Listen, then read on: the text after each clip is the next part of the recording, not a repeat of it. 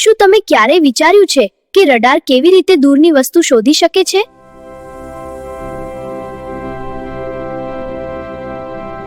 દુશ્મન કે અવરોધને પારખવા માટે રડાર સૌપ્રથમ પોતાની આસપાસના અવકાશમાં શક્તિશાળી તરંગોનું જાળ બિછાવે છે. આ તરંગો ક્ષણવારમાં પ્રચંડ ગતિએ આગળ ધપે છે.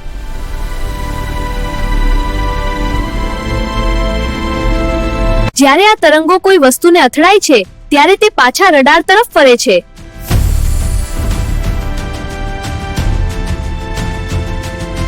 તરંગોને જઈને પાછા આવતા કેટલો સમય લાગ્યો તેના આધારે રડાર અંતરની સચોટ ગણતરી કરે છે.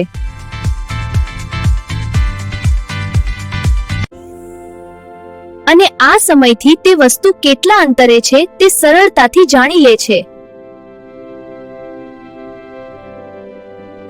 માર્ગમાં આવતા પહાડો, વરસાદ કે અન્ય અવરોધોને લીધે સિગ્નલ નબળા પડે છે અને રડારને સાચી માહિતી મેળવવામાં મુશ્કેલી થાય છે.